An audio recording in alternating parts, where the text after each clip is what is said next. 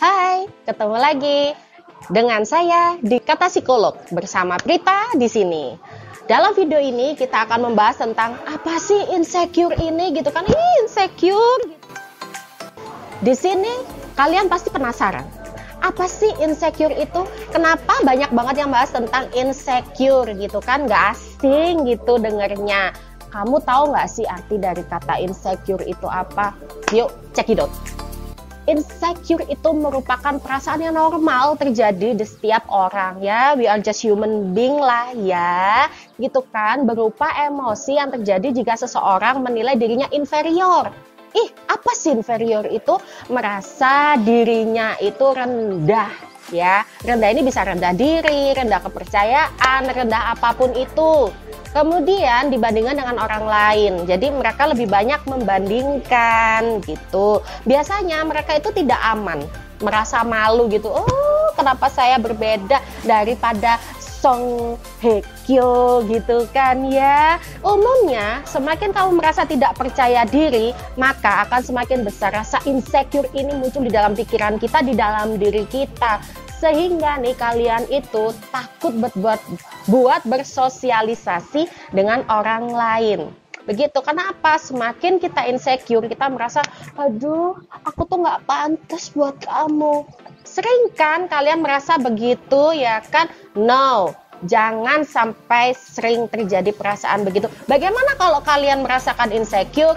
Please, bicarakan ya, jangan malu untuk speak up. Beberapa faktor yang menyebabkan kita nih menjadi insecure adalah, ini maaf ya, bukan sara ya, tapi warna kulit. Padahal nih, kalau warna kulit kayak saya nih eksotis loh, bule-bule pada suka. Jangan hanya karena lagi demam Korea ya jadi glowing gitu kan. Terus apa kabar saya? Jangan merasa kena berat badan berlebih itu kalian insecure. Big is beautiful lah ya gitu kan. Dan kekurangan fisik lainnya kayak contoh hidung saya pesek. Terus saya harus insecure, kucing Persia mahal loh, hidungnya pesek gitu kan. Inilah yang akhirnya membuat seseorang merasa nggak percaya diri, malu, takut, dan merasa rendah dibanding dengan orang lain. Seseorang yang mengalami insecure, kalian bisa perhatikan 5 tanda dasar. Yang pertama adalah memandang diri sendiri rendah. Kalau kita ngaca nih, rasanya lemak-lemak, apa kabar gitu kan, hidung. Berasanya diri kita itu nggak banget. Padahal kalau kalian bisa self-love atau mencintai diri kalian sendiri, setiap orang itu diciptakan cantik. Mau dia punya payudara yang gede, mau punya body yang seksi, atau mau punya kulit yang secantik saya gitu kan, nggak ada bedanya karena kalian cantik dengan cara kalian sendiri. Dan bisa juga insecure ini dipengaruhi adanya pengalaman buruk di masa lalu. Misalkan kalian tuh pernah jadi korban bully ya. Kamu dekil banget. Atau sekarang lagi musim tuh TikTok. Maafkan aku yang dulu ya. Aku dulu hitam dekil. Jadikan itu motivasi gitu kan. Yang kedua, bisa jadi karena lingkungan kalian. Lingkungan kalian tuh dimananya model-modelnya ya. Kayak Song Hye Kyo, Bae Suzy. Apa kabar saya gitu ya, hidup di dunia seperti itu. No, jangan jadikan itu alasan untuk rendah diri ya. Tapi yuk kita percaya diri, yuk kita self-love, yuk kita lebih mencintai diri kita sendiri dengan menerima setiap kekurangan dan kelebihan. Yang kedua nih, menghindari interaksi sosial. Kalian itu kalau sudah menghindari interaksi sosial ya nanti dikirain antisosial. Biasanya nih seseorang kan merasa lebih down ketika mendengar orang lain bercerita tentang pencapaiannya. Misal gibah gitu kan, Prita loh, badannya nggak kurus-kurus padahal udah diet mati-matian. Emangnya salah Eike punya badan gendut? Kita juga pengen diet, tapi diet yang sehat. Jadi jangan jadikan insecure ini untuk kita menjadi ansos, untuk kita nggak mau bergaul dengan orang lain. Justru dengan kita bergaul itu akan membuat kita lebih banyak teman. Buat prestasi, misalkan kalian-kalian tuh yang masih kuliah, buat prestasi sebanyak-banyaknya. Buat yang bekerja, ayo lebih bekerja lebih keras lagi. Untuk apa? Untuk motivasi diri kalian sendiri. Itu ya. Sekarang masuk yang ketiga, sering membandingkan diri dengan orang lain. Saya ini apa? Cuman remahan rengginang di kaleng kongguan gitu kan? Apalah saya dibandingkan dengan Seo Ye-jin, yang sininya cuman segini gitu. Apakah saya gitu? Enggak baik. Tapi kalau kalian membandingkan diri untuk membuat diri kita lebih baik nih ya. Misalkan, oke, saya nggak mau kalah sama Seo Ye-ji, tetap aja saya harus mempercantik diri, saya merawat diri, saya punya prestasi yang banyak, saya bisa berani untuk speak up, saya nggak malu tampil di depan umum. Kebiasaan ini justru memberi dampak yang positif gitu loh, daripada kalian memberikan dampak yang menyebabkan diri kalian turun kepercayaan diri. Nggak banget kan kalau kepercayaan diri kalian turun, nanti kalau disuruh maju ke depan untuk presentasi yang ada, kan nggak banget gitu. Tapi bagaimana cara kalian untuk berani tampil di depan, berani menerima kekurangan diri kalian dan kelebihan diri kalian sendiri. Jadi stop untuk membandingkan diri dengan orang lain kalau hanya menyebabkan pikiran negatif. Catet. Yang keempat nih, ingat 1, 2, 3, 4, yaitu ingin diakuin orang lain. Salah satu tanda insecure adalah ketika seseorang membutuhkan pengakuan atau pujian atas apa yang telah dilakukan. Contohnya nih, ketika seseorang memperhatikan jumlah like dari foto yang kalian unggah di media sosial. Saya aja nih sudah jadi psikolog terkenal, famous kayak begini nih, yang nge-like saya cuma 40 doang dan saya biasa aja karena saya pingin foto-foto saya itu bisa dinikmatin orang lain, bukan karena jumlah like. Ingat ya, nggak peduli mau followernya follower saya tahu berapa, cuma 900, nggak sampai 950, serius. Tapi saya juga nggak insecure tuh, saya nggak membandingkan diri dengan Song Hye Kyo atau Bae Suzy yang ribuan itu, nggak, biasa saja gitu kan. Nah ini nih, boleh ingin diakui oleh orang lain, boleh ya kan, tapi ya setiap kali upload foto nih, janganlah ngecekin like, janganlah ngecekin viewer, janganlah nanti sok-sokan gitu kan, buka live YouTube atau live IG nggak ada yang nonton. Jangan dipaksain ya, please. Kita yang terakhir nih, 5. 1, 2, 3, 4, 5. Tidak ingin keluar dari zona nyaman.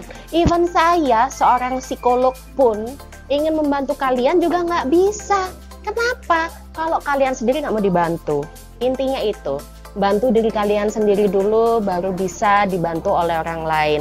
Karena sebenarnya, ya mohon maaf ya, keluar dari zona nyaman itu juga nggak mudah. Tapi nggak mau keluar dari zona nyaman, itu kalian akan tetap merasa insecure. Hal ini biasanya dipengaruhi pengalaman yang pernah terjadi di masa lalu, seperti saat ditolak, dihianati, ataupun pengalaman buruk lainnya yang mendatangkan ketakutan bagi kalian. Contoh, pengalaman ditolak, kita nih suka sama Ji Chang-wook, kan ya nggak mungkin gitu loh. Tapi kalau kita suka, ya kita punya teman, kita suka, ya kalau memang nggak suka, bilang nggak suka. Tapi jangan bilang suka, terus tiba-tiba bilang nggak suka, atau sebaliknya. Karena apa? Itu akan menjadi perasaan insecure. Atau tiba-tiba bilang, jangan, aku nggak mau sama kamu terlalu baik buat aku. Kok kayaknya aneh ya? Tapi kalau kalian percaya diri, kalian pasti akan berani bilang, ya udah, aku mau sama kamu. Sudah, titik. Jadi pesan saya adalah terima diri kalian apa adanya, terima dengan perasaan bahagia, dengan perasaan yang menyenangkan bahwa inilah saya dan saya berhak untuk bahagia. Gitu ya. Nah, ini kita sesi tanya jawab nih ya. Q&A.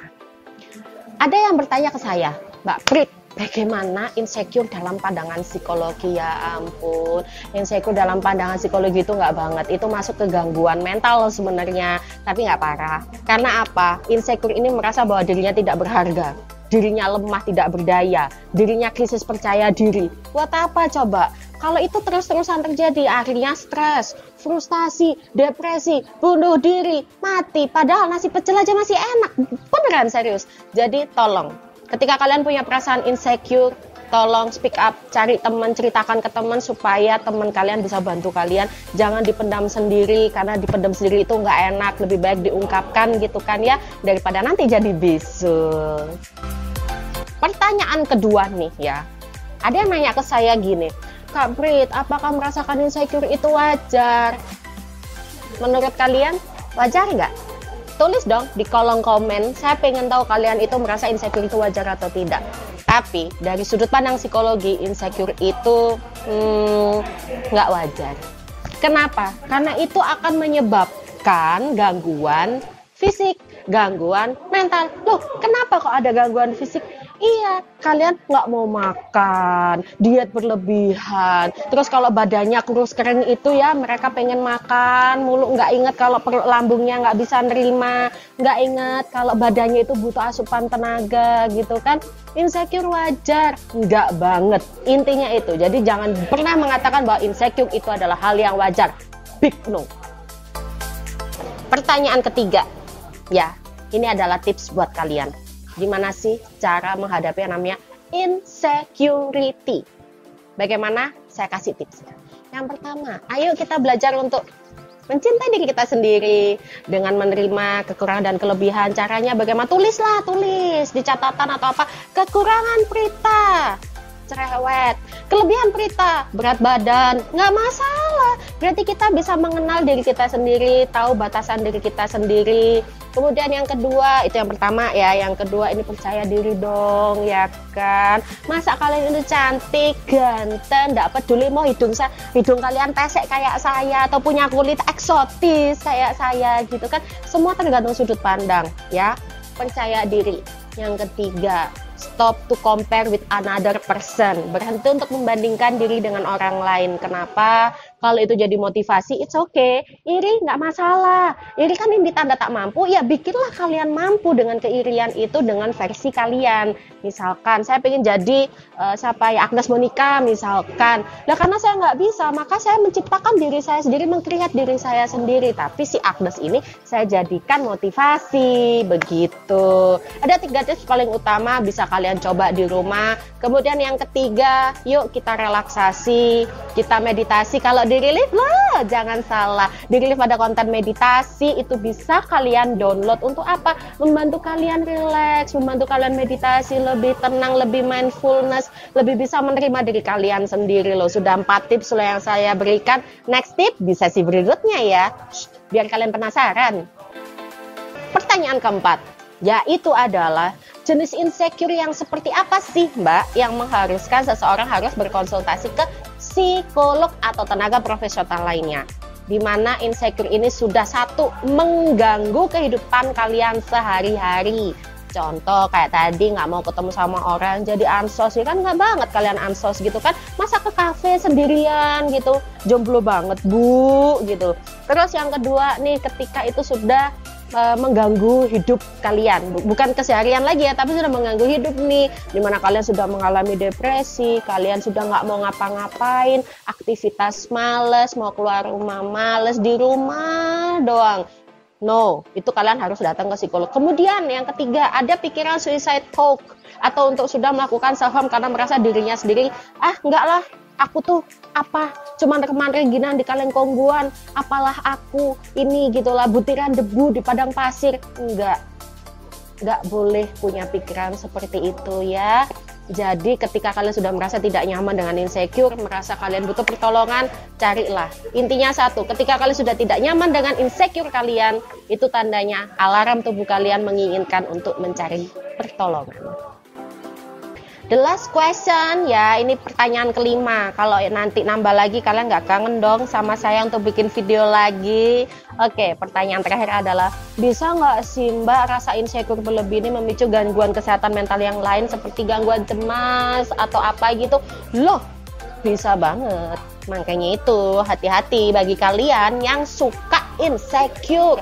Kenapa? Gangguan insecure ini bisa menyebabkan cemas berlebihan, anxious, bisa lari ke anxious disorder, bisa ke self harm gitu kan, bisa ke depresi, bisa ke bipolar, bisa ke borderline personality disorder, bisa macam-macam gangguan mental yang lain, anoreksia, bulimia. Bagi kalian yang merasa insecure terhadap berat badan gitu kan, macam-macam sekali. Jadi tolong hati-hati, please aware dengan kesehatan mental kalian ya, berani untuk speak up, nggak usah takut, nggak usah malu. Psikolog sekarang udah jinak, serius deh beneran. gitu kan. Datanglah ke relief jika kalian merasa benar-benar butuh pertolongan. Cari tenaga profesional yang lain, ada psikolog, ada psikiater, bisa ke tenaga kesehatan lainnya yang bisa membantu kalian. Tolong beranilah untuk speak up, karena Pak, insecure ini benar-benar nggak main-main. Banyak banget orang yang mengalami insecure yang berakhir dengan kesehatan mental kalian jadi berantakan. Please ya, be aware. Nah, itu dia dear penjelasan mengenai insecure. Apakah kamu pernah mengalami hal yang sama, atau mungkin kamu pernah melihat orang-orang di sekitar kalian mengalaminya? Don't forget, tulis di kolom komen. Saya tunggu komentar kalian, saya tunggu kalian untuk berbagi di kolom komentar. Siapa tahu saya sendiri loh yang balas nanti komentarnya. Ketemu saya di kolom chat and chat gitu kan. Tapi for the last, jangan lupa untuk klik tombol like, subscribe, dan loncengnya. Biar apa? Kalian akan ketemu dengan video-video saya yang lain di Kata Psikolog untuk menjaga kesehatan mental kalian dan untuk saya sharing tentang apa sih isu-isu kesehatan mental yang terkini yang sedang dibahas. Kira-kira seperti itu. See you again.